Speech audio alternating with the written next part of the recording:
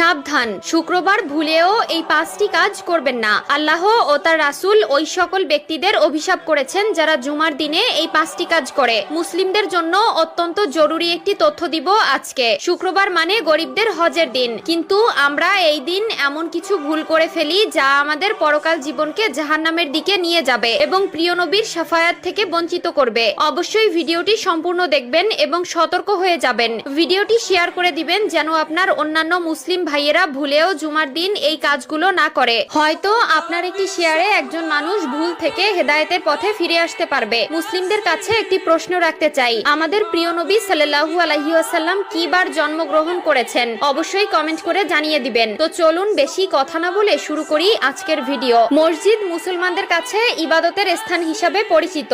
এরপরও আমরা মসজিদে এমন কিছু কাজ করে থাকি যা মসজিদের পবিত্রতা নষ্ট করে। তাই মসজিদের পবিত্রতা রক্ষার জন্য কোরআন হাদিসে নিষিদ্ধ বিষয়ের উপর লক্ষ্য রাখা উচিত। 1 নম্বরে কোনো নামাজি অন্য নামাজিকে উঠিয়ে দিয়ে বসা যাবে না। রুদ্দুল মুখতার 630। মসজিদের ভেতরে প্রতি ওয়াক্ত নামাজ একই স্থানে আদায় করার জন্য কোনো লোক নির্দিষ্ট জায়গা রাখতে পারবে না। 2 নম্বরে রয়েছে মসজিদে হারানো বস্তু তালাশ করা যাবে না, কারণ মসজিদে দিনের কথা বা কাজ ব্যতীত অন্য কোনো কথা বা কাজ করা নিষেধ। মিশকাত শরীফ 654। হযরত আবু হুরায়রা রাদিয়াল্লাহু তাআলা আনহু হতে বর্ণিত, রাসূলুল্লাহ সাল্লাল্লাহু আলাইহি ওয়াসাল্লাম বলেন, তোমাদের কেউ যদি মসজিদে হারানো বিজ্ঞপ্তি দিতে শুনে তাহলে সে যেন বলে, আল্লাহ তোমাকে ওই জিনিস ফিরিয়ে না দিক, কেননা মসজিদ এই সকল কাজের জন্য নির্মাণ করা হয়নি। মুসলিম শরীফ 568। 3 নম্বরে মসজিদে দুর্গন্ধময় কোনো জিনিস খেয়ে বা নিয়ে প্রবেশ করা নিষেধ। মিশকাত শরীফ 655। রাসূলুল্লাহ সাল্লাল্লাহু আলাইহি ওয়াসাল্লাম বলেন, যে ব্যক্তি দুর্গন্ধযুক্ত খাবার খায় সে যেন তার মুখ পরিষ্কার করা ব্যতীত মসজিদে না যায়, কারণ মানুষের মতো ফেরেশতারাও দুর্গন্ধ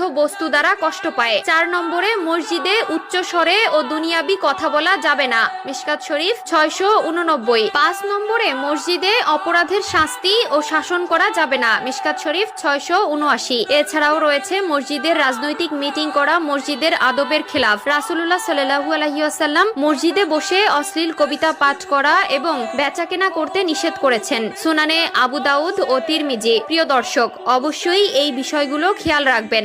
মসজিদে আপনার দ্বারা যেন কেউ কষ্ট না পায়। মসজিদ হলো আল্লাহর ঘর। আমাদের অধিকাংশ মুসলিমরা দিনের 5 ওয়াক্ত নামাজ আদায় না করলেও শুক্রবার জুমার দিন ঠিকই নামাজ আদায় করে, আর এই দিন এই ভুলগুলো সবাই করে থাকে। আল্লাহ আমাদের সবাইকে সঠিক বুঝ দান করার তৌফিক দান করুক, আমিন।